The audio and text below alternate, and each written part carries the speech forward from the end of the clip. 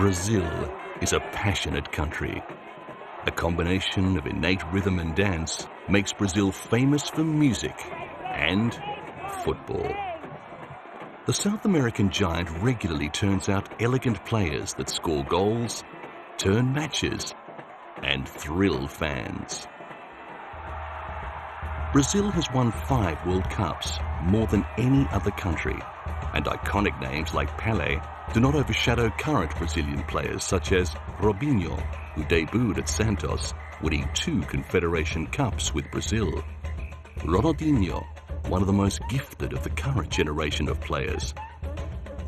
And Ronaldo, nicknamed the Phenomenon, who won the FIFA Player of the Year award 3 times. But during the last decade, one player has emerged, establishing a reputation as a playmaker that continues to build. Kaká.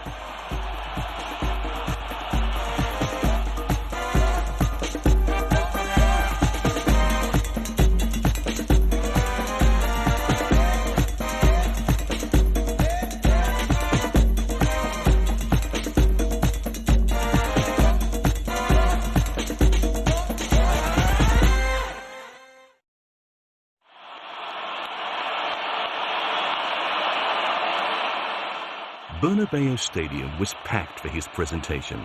Real Madrid had paid a record transfer fee in excess of 60 million euros.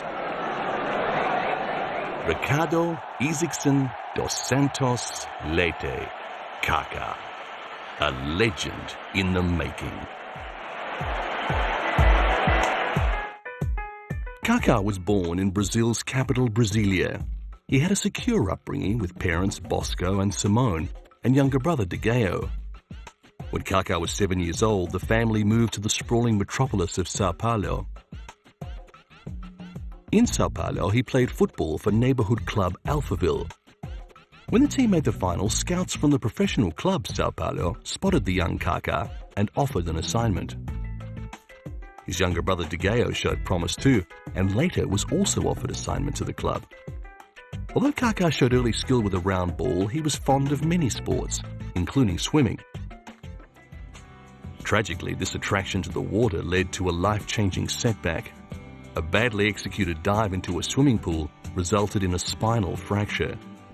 The potential superstar faced the prospect of life in a wheelchair. The teenaged Kaká vowed that if he recovered completely, he would dedicate his life to his God. This was the start of his emblematic pointing to heaven. At 15, he signed a formal contract with Sao Paulo, and at 17, he made his professional debut, going on to score 12 goals from 27 appearances in his first season. European talent scouts were watching, and soon he was wearing the red and black of Italian football powerhouse AC Milan. Now he was training with the big boys, and it would only take 1 month before he found his way into the starting lineup. He met the challenge. In his first season, Kaká scored 10 goals in 30 appearances for the Rossoneri. AC Milan had paid Sao Paulo an 8.5 million euro transfer fee. Next season, though, Milan lost that year's Champions League final to Liverpool. Kaká was voted the best midfielder of the tournament, and everyone was taking notice of the young Brazilian. Manager Carlo Ancelotti used him as part of the 5-man midfield, usually playing behind striker Andrei Shevchenko. Ancelotti said Kaká reminded him of Platini, part of the Magic Square, the French national team's midfielders from the 80s that combined with devastating effect. Brazilians said that Kaká played like greats such as Rey, Zico or Rivaldo, and Pelé said he was the new Johan Cruyff. Fans now realized that with Kaká, AC Milan had a rising star. Glamour players with crowd appeal are valuable assets. Not only do they win games, they sell merchandise. Kaká was great. Inzaghi was great. Everybody was great. Fans were buying Milan shirts emblazoned with the name Kaká, and a lot more of his time was taken up by off-field functions.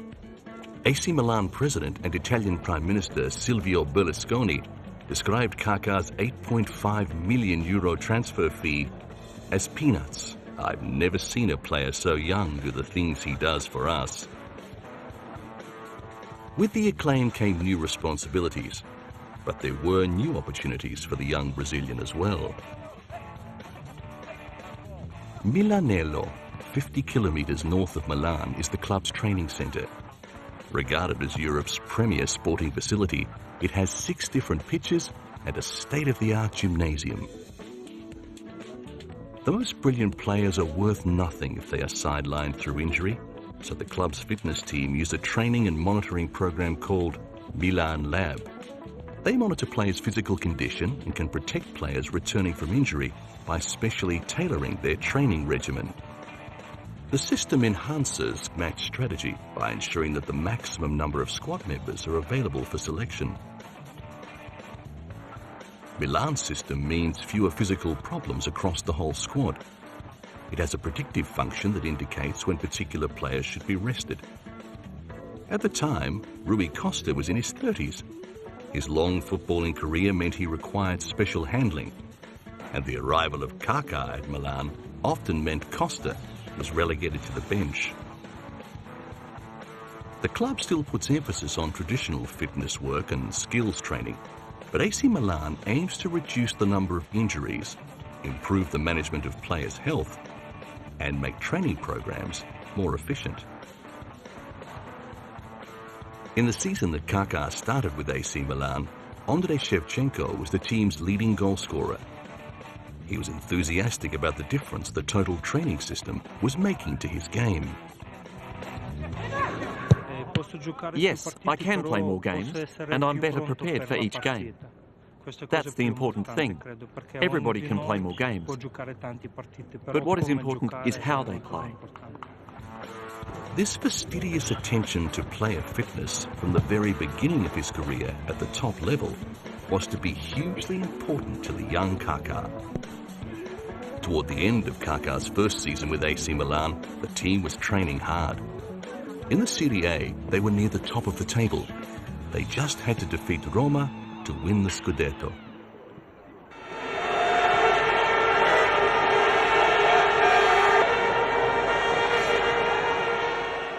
The city of Milan celebrated in its typical, unrestrained manner. When he arrived at Milan, it was thought that Kaká would substitute for playmaker Andrea Pirlo. But the Brazilian forced his way into the starting lineup, and Carlo Ancelotti included both as attacking midfielders. The Shield helped heal the wound left by the club's quarter-final elimination in the Champions League. And the Rossoneri fans were desperate for glory. This was the club's 17th Scudetto, and it would take Milan several days to return to business as usual. We are invincible. We have been unlucky in the Champions League, but we got our payback with winning the Italian title. Winning Serie A meant that Rossoneri progressed directly to the UEFA Champions League group stage, and another chance at Europe's most prestigious trophy.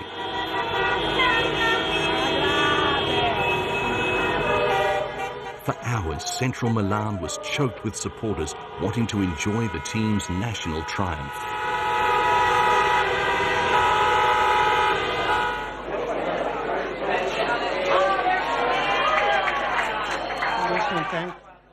July 2004, and AC Milan launched its new strip in New York. The team was in America for a World Series exhibition match against Manchester United. Kaká's success with the Rossoneri propelled him further into the spotlight towards duties in the publicity arena. The event, held at Macy's Herald Square department store, sold thousands of the new shirts, and Massimo Ambrosini, Hernan Crespo, and Kaká were signing them. Today, this type of shirt with a Kaká signature is worth $1,000. The match against Manchester United was a 1-1 draw.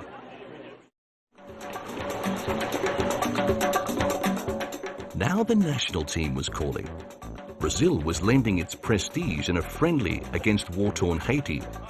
Billed as the game for peace, manager Carlos Alberto Pereira was keen to see what his young star could do during the very special match.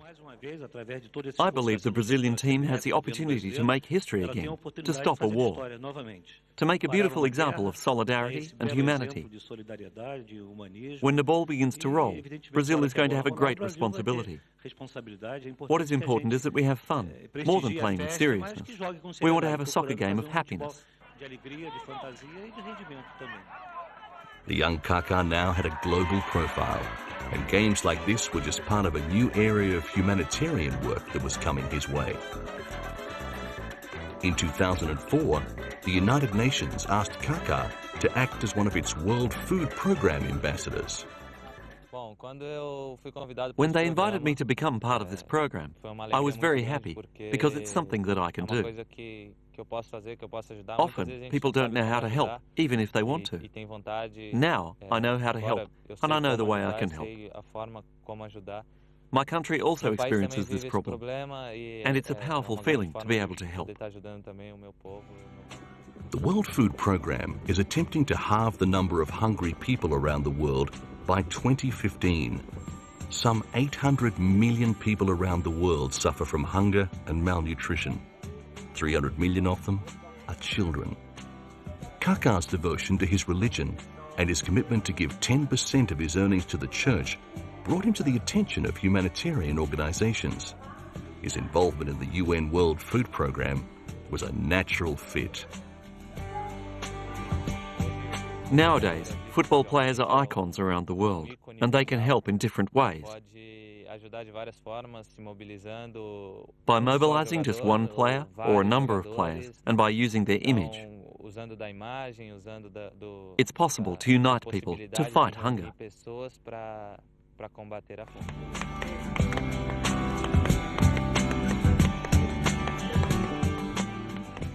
More Brazilian duties for Kaká in 2005. This time in preparation for a World Cup qualifier against Peru. But team harmony had been badly disturbed.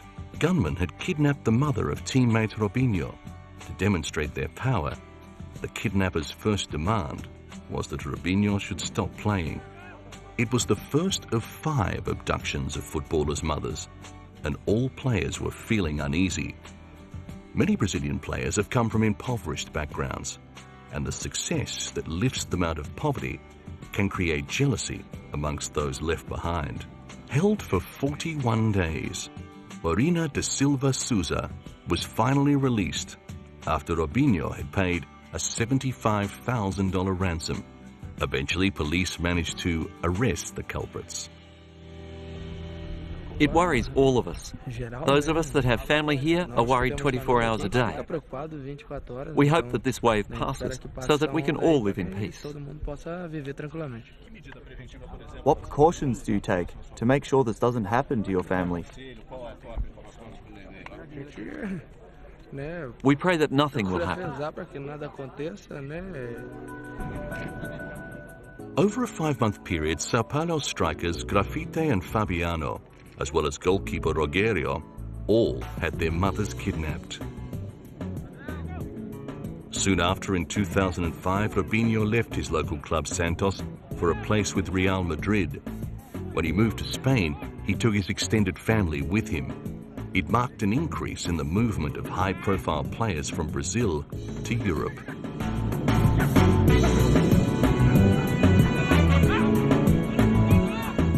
Brazil won the World Cup qualifier against Peru with Kaká scoring the only goal in the 74th minute. June 2005, and Brazil was preparing for the next World Cup qualifier, this time against Paraguay, followed 3 days later with a game against traditional rival Argentina. The team went through a final session in Teresópolis, 100 kilometers from Rio de Janeiro. Brazil was second in the South American qualifying round standings with 24 points earned from 13 games, 4 points behind leader Argentina. Paraguay was placed fourth and had knocked Brazil out of Olympic qualification the previous year. Ultimately, Brazil beat Paraguay 4-1. But Argentina would not be so easy. The Brazilian team travelled to the Argentine capital Buenos Aires for the big game.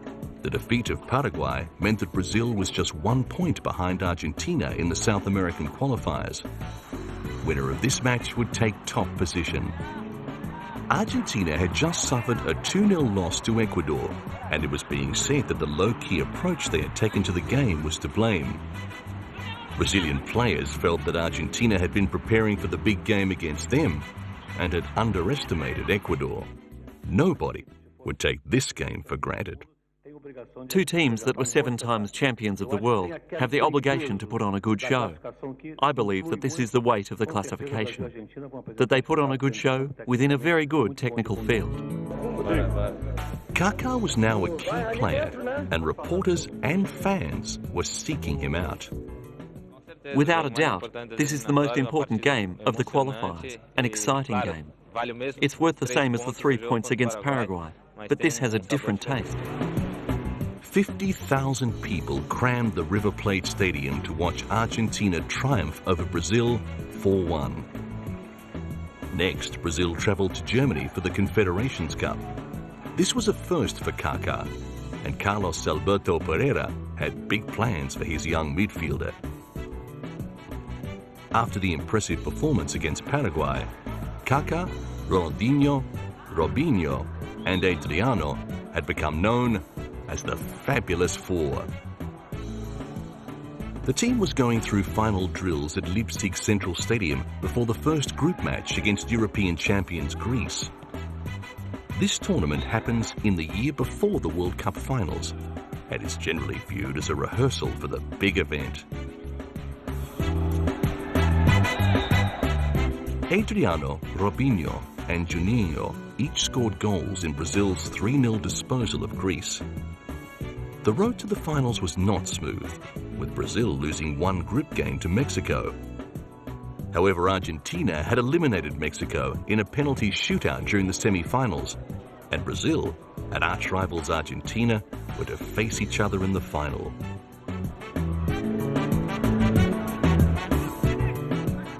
This would be a unique first Confederations Cup final between the two giants of the game in South America.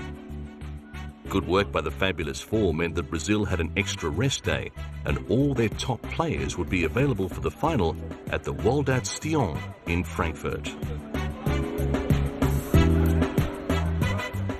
Argentina were to go into the final without Javier Saviola, who picked up a red card. Adriano, Ronaldinho and Kaká all scored in Brazil's 4-1 victory.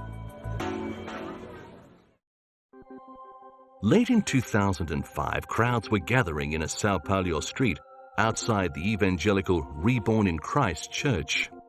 Kaká was to marry his 18-year-old girlfriend, Caroline Silico. Around 600 guests were invited to the ceremony, and the bride and groom travelled to the reception via helicopter.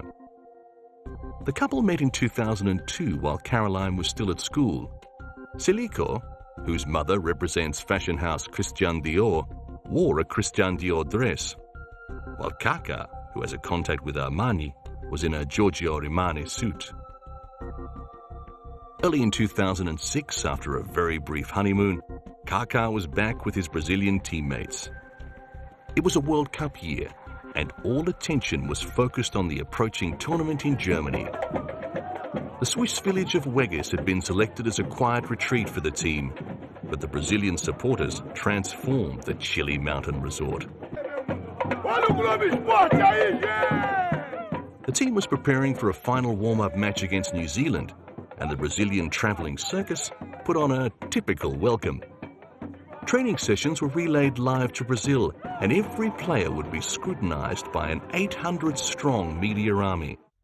The match against New Zealand went according to plan, with a 4-0 victory to the Samba Kings. Back in South America, Brazilians were going wild with anticipation, and across Rio, a special form of street art was emerging. The colours green and yellow were everywhere, with banners and streamers adorning public spaces. Decorating the streets for the World Cup is a tradition and a form of entertainment in many Rio communities. Families, friends and neighbours all come together for what is a labour of love. And between different areas, there's a friendly rivalry in trying to present the best World Cup enhancements. For most Brazilians, the biggest party is not Carnival, it's the World Cup. The country moves to the rhythm of the games. Business hours are adjusted so everyone can watch the matches and celebrate. Mother of 2 children, Gledas Poto, helped decorate her street. As an amateur cartoonist, she painted the players' faces on this wall. Residents all turn out to admire the work, and it draws communities closer. Neighbourhoods collect funds and organise the decoration, with everyone contributing according to their skills.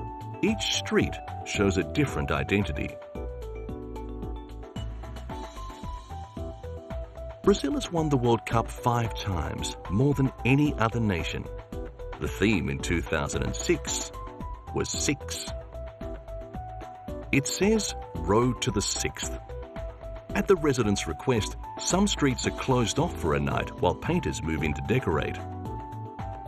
Pavement, walls and telephone poles are all used, and in some cities there are formal competitions for the best work.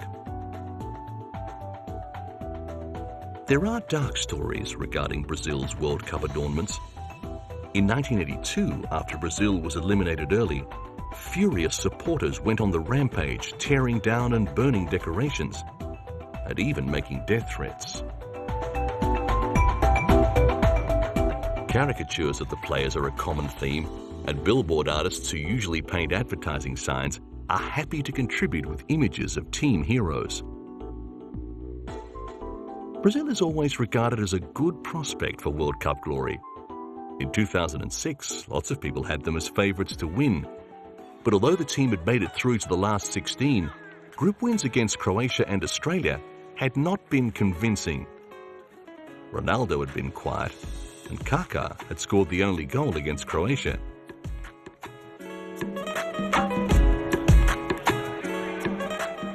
Reporters were critical of star Ronaldinho, saying that he played his best football for his club side, Barcelona. The twice World Player of the Year had so far failed to live up to his reputation in Germany. Carlos Alberto Pereira was reluctant to name the lineup for the round of 16 game against Ghana, and it was obvious that he was thinking of changes. Though Brazil had beaten Japan easily, nobody had been expecting the footballing superpower to be pushed so hard, so early in the finals tournament. The manager was expected to reshuffle his team, moving Ronaldinho into attack, which would be closer to the roles he plays for Barcelona. Then Juninho, who had been playing off the bench, could start in the midfield beside Kaká. There were other aspects to the way the tournament was unfolding that disturbed the Brazilians. A match between Portugal and the Netherlands had been played in a particularly aggressive manner.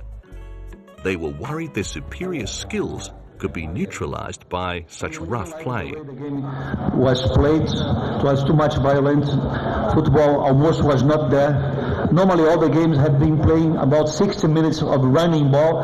In that game, I think it was 16 yellow cards, 4 red cards, and I don't think the ball has moved more than 30 minutes. So it was not the ideal game for a World Cup. Kaká was also asked about the spirit of the tournament.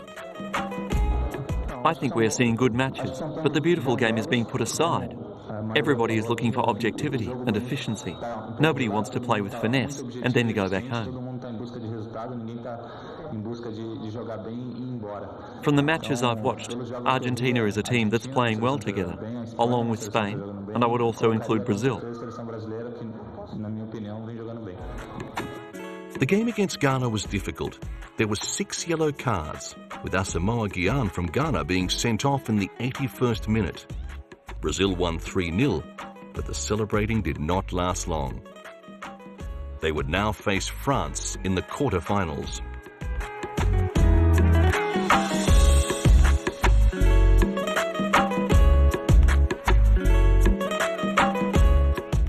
But it was not to be. The faces back home said it all. France had knocked Brazil out.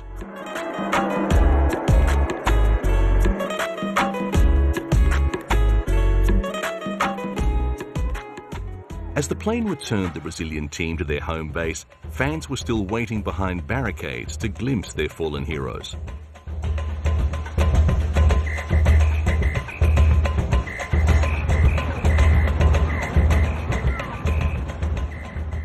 The match against France had been a close-run thing. Brazil had had most of the play, but it had been fierce. 7 yellow cards had been given. At the interval, the game was deadlocked at 0-0.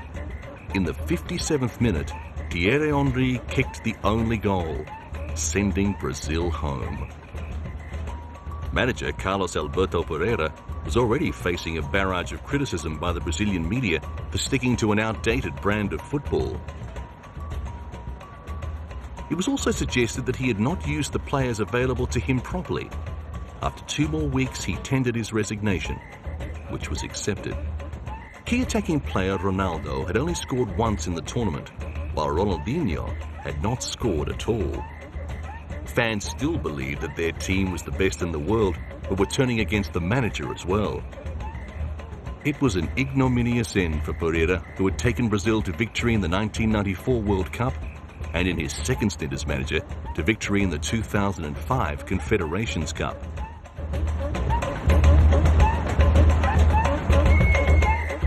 Back at the team hotel, about 500 fans gathered outside as the bus made its way along the street.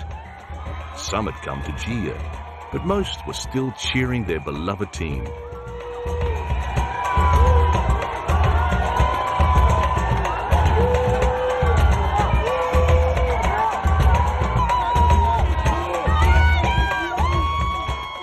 Others just wanted to commiserate with their national symbols. What was missing for Brazil? It was a shame. Pereira did not train the team enough.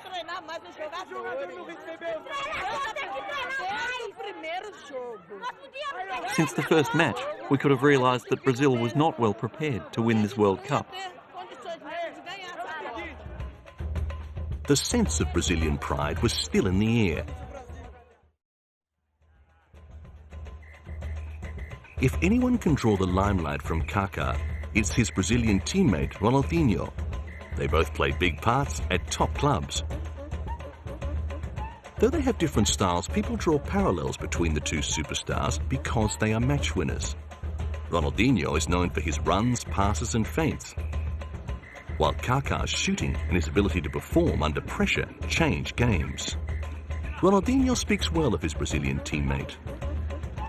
Kaká is a magical footballer who creates moments of inspiration. As well as being a superb passer of the ball, he can run past players, shoot and score.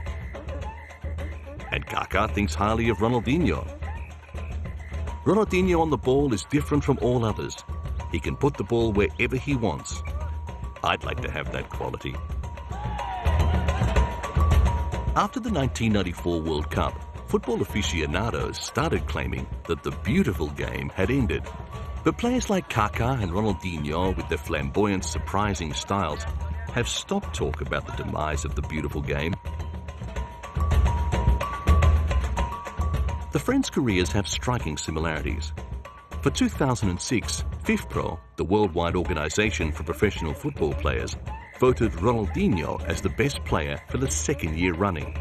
He shared his thoughts on several players who could grab the top position in the following year. First, Lionel Messi. Without a doubt, he's doing very well right now, growing with every game he plays and every new month. Leo has many qualities. For me, they would start with his speed while on the ball. I love players who always look to dribble the ball, take on men one-on-one. That, for me, is one of the main weapons he has as a player. Champions League finalist Steven Gerrard was another who caught Ronaldinho's eye. the Liverpool captain is considered to be one of the world's best midfielders. Yes, that's the way I think about him. He has a huge impact. For me, in the position he plays, he's one of the very best in the world. For the job he performs, for me, he's one of the greatest. Portuguese winger Cristiano Ronaldo had already won the English PFA award, and Ronaldinho admired his skills. He's another very great player. Very young too, but with a style of playing that I really love. For me, he's one of the footballers who has been in the best form recently. And finally, his Brazilian teammate Kaká. Kaká is in brilliant form now. He's reached the final and been playing so well. So it's a real joy for me to see him in such form. Every year he seems to improve. Every year that goes by he's learning more and more. Each year he's improving a lot.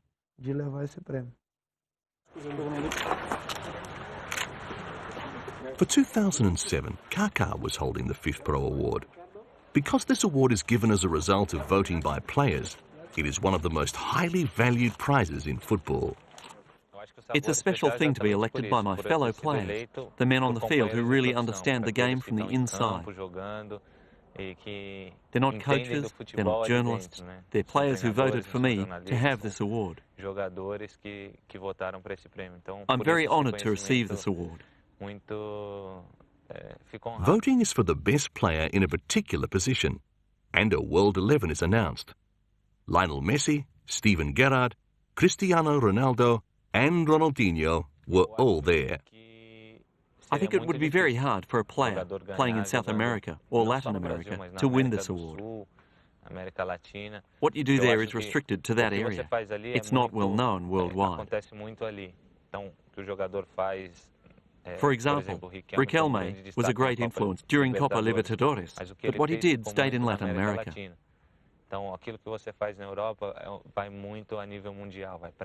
What he did in Europe was appreciated by a much wider audience. Asia, Japan, the Middle East, worldwide. That's why the Champions League is so important. The Ballon d'Or is an annual award presented to the person judged best player of any nationality and from any club around the world. A panel of 96 international journalists chose their top 5 players, and for 2007, Kaká received the trophy.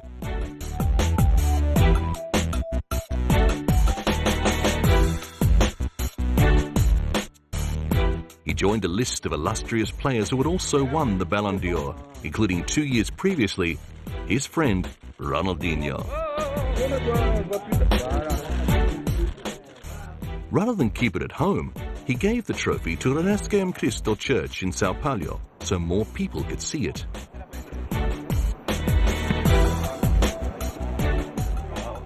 April 2007 saw Kaká's AC Milan in Munich for the second leg match in the quarter-finals of the UEFA Champions League. In the first leg at the San Siro, Kaká had missed an easy shot on goal from point-blank range.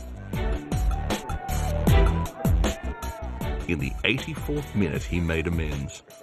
After breaking through on the left, he was fouled and scored from the spot to put the Rossoneri in front. It was Daniel van Buiten who scored the equaliser, but in the second leg before their home crowd, Bayern Munich went down to Milan 2-0. 1 month later, AC Milan were in Athens for the final against Liverpool. Theodoros Zagorakis, captain of Greece's national team that brought home the European Cup in 2004, officially opened the festival at the Panathinaikos Stadium. To get to the final, Rossoneri had defeated Manchester United twice, with Kaká scoring 3 goals. It was Liverpool's second Champions League final in 3 years. But after extra time in the second leg of their semi-finals against Chelsea, there was still no result. The outcome was decided in Liverpool's favour after a penalty shootout.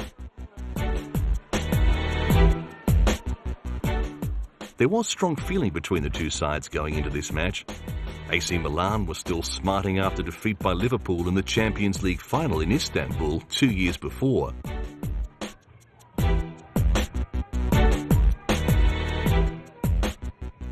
Fans were arriving from across Europe, and some were willing to pay big money for tickets.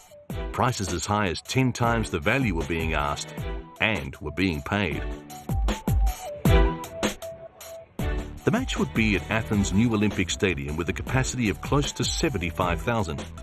For the thousands that would not be able to find tickets, Athens had provided several areas with big screens. The warm weather suited the Liverpool fans' fondness for refreshment, and the pre-match festivities around Syntagma Square continued to build in intensity. Both Milan and Liverpool arrived 2 days before the game and would have separate training sessions at the Olympic Stadium. For security reasons, both teams were staying in hotels in southern Athens, away from the activity in the heart of the city. Fans established rival areas on opposite sides of the main square where they sang team songs. The rivalry was generally good-natured. Both fans were confident of a win, with Milan fans saying it would not be a repeat of Istanbul in 2005 where Liverpool won on penalties. At half-time, Milan had been in front 3-0. Amongst Rossoneri fans, support for Kaka was prominent. I remember very well Istanbul. Tonight, the fans in Liverpool will remember very well Athens. Many of the fans without tickets would spend the evening watching the match in their hotels or bars and cafes. At the Olympic Stadium, Liverpool trained first. Both Liverpool and AC Milan have been prominent since the Champions League's earliest days in the 1950s. Going into this match, Liverpool had won the title 5 times, and AC Milan had won it 6 times. Liverpool had earned the right to play in their traditional red strip, while AC Milan would play in their white away strip. Every time Liverpool had won this cup, they were in their home strip, and had been playing against the team wearing white. At the pre-match press conference, Rafael Benitez said the clubs knew each other well. His team would stick to its zonal defence and would not single out individuals to mark opponents. I think it will be tough, no? You know, always the finals, the last final 2 years ago was amazing, no? And for me, it was the best final in the history of this competition. No? Then I don't think that we will see a game like this. If you say to me, do you want to see this kind of game? If the final score is the same, yes. But if not, I will need a doctor. No, then I prefer to think about it will be a tough game, difficult game for both. And okay, we will see. I don't think that we will see a lot of goals. The Liverpool team was very aware that so far in the tournament, the highest scorer was Kaká. Not only had he put the ball into the net 10 times, but he had had a hand in many other goals as well. Liverpool's Norwegian midfielder Jean-Arne Riis, who had played in the 2005 victory over AC Milan, was asked about Kaká. He's top scorer of Champions League. He's one of the best players in the world, but we are thinking about ourselves first of all, and then we know Milan got great players who can finish the game off. So it's not only about Kaká, but obviously we have to try our best to stop him as well. For the Milan team seeking a different outcome to their last Champions League meeting with Liverpool, the stadium was considered lucky. It was here that the Rossoneri had beaten FC Barcelona 4-0 in the 1994 UEFA Champions League final. And AC Milan did not see their white strip as a bad omen. 5 of their Champions League cups had been won wearing the white strip. As he trained, Captain Paolo Maldini showed no signs of trouble from the knee injury that had plagued him all season. In playing this match, the 38-year-old would equal the record of Real Madrid legend Paco Gento's 8th final appearance. During the team's last meeting in Istanbul, Maldini scored the fastest goal ever in the final, finding the back of the net in the first minute.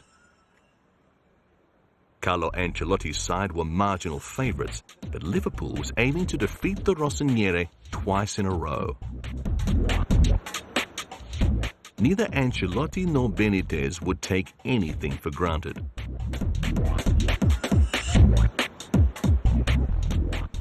On the evening of May 23, 2007, the citizens of Milan gathered around big screens in the Cathedral Square.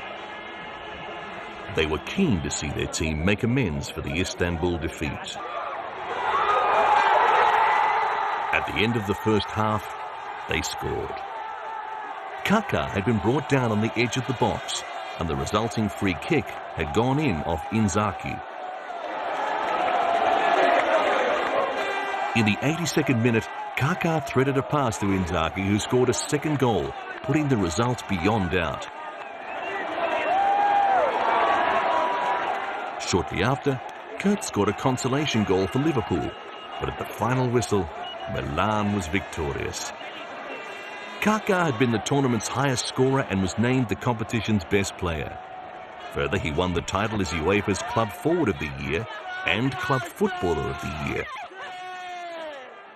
Immediately after the game, the team was swamped with well-wishers, among them Silvio Berlusconi. Celebrations continued well into the night, but for Kaká's triumphant AC Milan, there was more hard work and more glory to come. At the end of 2007, the Rossoneri were in Yokohama for the semi-final of the Club World Cup. The team was preparing for a meeting with top Japanese club, the Uwara Reds. The winners would gain a berth in the finals. AC Milan had never won this tournament and were keen to add the new trophy to the collection. But distracting rumours suggested that manager Carlo Ancelotti would be replaced at the end of the season. At the end of the match, deflated Red fans were leaving the Yokohama International Stadium. Milan had triumphed 1-0 and would face South American champions Boca Juniors for the final.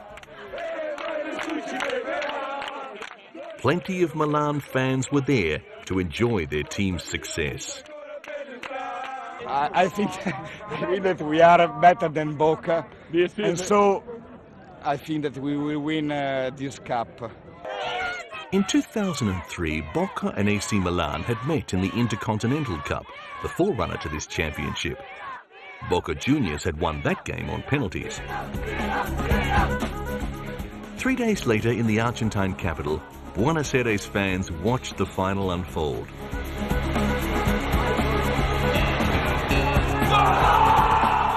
Rodrigo Palacio had just scored the equaliser for Boca, and at half-time, scores stood at 1-1. For a country like Argentina that supplies so many of the world's top players, this was a rare occasion to have a local team go head-to-head on the international stage. But in the second half, things did not go Boca's way. At the final whistle, Milan were 2 goals in front and had taken the World Club Cup 4-2. Stunned Boca fans graciously showed their appreciation of a very open match. Kaká again demonstrated that the beautiful game was still alive. After scoring 1 goal and playing a major role in 2 of his team's other goals, Kaká was named man of the match. Ever since I was a child, I've watched this championship. We all prepared well this week, the whole squad. It was important to arrive in Japan early. I believe this was a result of good preparation. Unusual applause at the press conference. I think we can finally erase the bitter memories of losing to Boca in 2003 with this nice victory.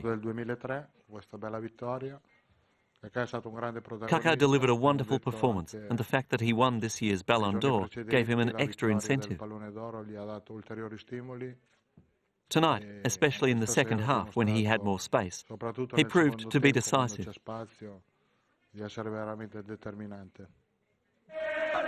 Fans were jubilant that the Rossoneri had finally won the Club Cup.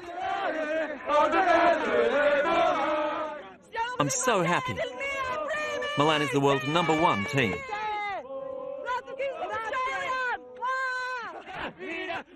and Milan's Japanese supporters were celebrating in Italian style. Soon back in Milan, Kaká's incredibly high profile had triggered a new round of rumours about the champion's future with the Rossoneri. Giorgio Armani, who had a fashion contract with the glamorous Kaká, said he would rather see the club sell the rest of Milan than part the young icon who had become so linked to Milanese culture. Kaká said he was very happy at AC Milan and that he wanted to grow old at the club. But everyone realised that Kaká was worth a great deal and that his club just might be tempted to cash in. If they did, there was little he could do about it. Stories about a £100 million transfer offer from English club Manchester City had not been denied, but Carlo Ancelotti was adamant that he did not want to lose his important playmaker. For the rest of his career at AC Milan, rumours about big money offers continued, and it became clear Kaká wanted to remain loyal to his club, but that might not be enough to keep him there. Finally, in mid-2009, the story broke in the Spanish press.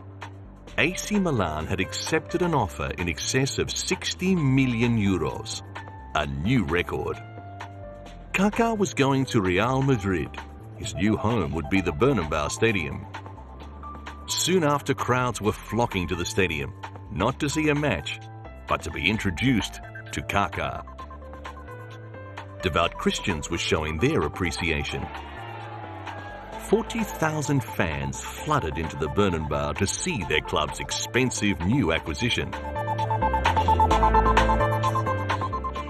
It was party time at Real Madrid.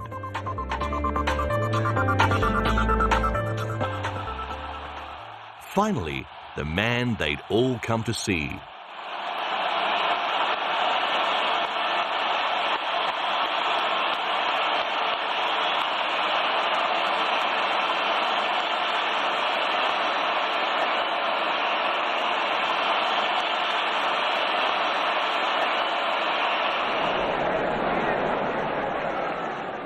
And the shirt they knew they'd be seeing amongst the action.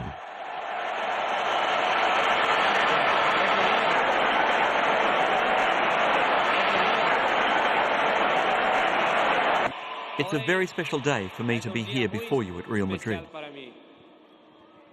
I hope I can write my name in the club's history books with victories and conquests.